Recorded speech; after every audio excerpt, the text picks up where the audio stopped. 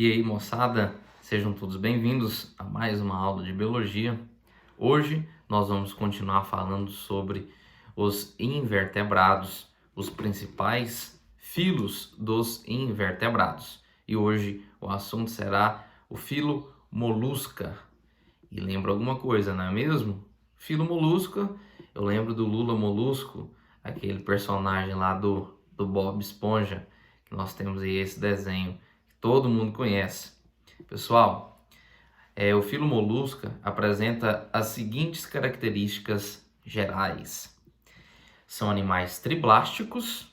Esses nomes a gente tem sempre que lembrar e recorrer aí às aulas passadas para a gente estar recapitulando, recordando aí na nossa cabeça. Triblásticos, né, 3 folhetos germinativos, são celomados. Olha aí, nós temos aí uma novidade evolutiva em relação aos outros grupos. Os outros grupos ou eram acelomados ou pseudocelomados. Esse é o primeiro grupo que nós estamos estudando que apresenta o celoma, aquela proteção, aquela camada, né, que vai revestir. São animais protostômios, a primeira cavidade que vai surgir será a boca. A simetria do corpo vai ser bilateral, ou seja, passa uma linha no meio do corpo do animal. Nós temos duas partes idênticas, duas partes iguais. São animais de corpo mole, de corpo gelatinoso. Outra característica que é bem peculiar a esse grupo. Primeira característica importante, são os primeiros a serem celomados, certo? Possuem o celoma. Temos também a presença do corpo mole e gelatinoso. E a divisão desse corpo, galera, é entre cabeça, certo? Saco visceral e o pé.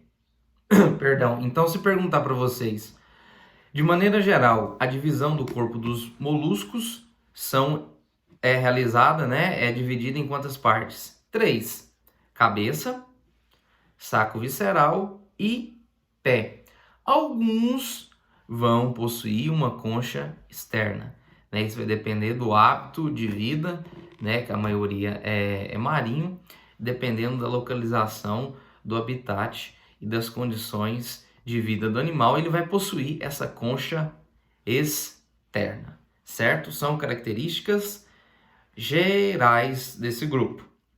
Como exemplo, nós temos as lesmas, os caracóis, os mexilhões, as ostras, lulas e o polvo. Eles são divididos em classes, certo?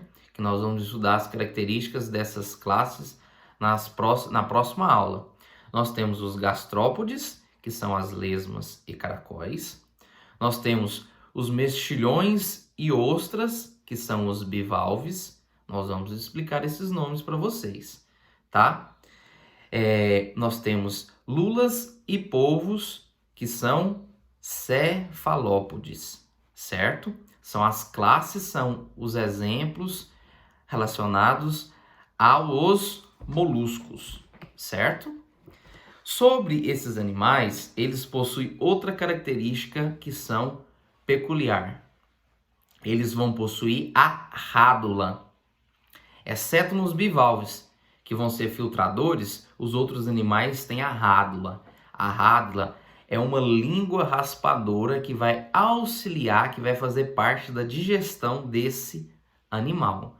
Outra característica exclusiva, além de ser animais aí de corpo mole, dividido em 3 partes, tem a rádula, certo? Então, essas partes que eu estou destacando, vocês anotem aí. A língua raspadora dos moluscos é chamado de rádula. Nas próximas aulas nós vamos explicar as outras características e as classes que nós acabamos de mencionar. Gastrópodes, os bivalves e os cefalópodes, certo? Vamos explicar também a diferença entre lula e polvos, certo? Um grande abraço, valeu!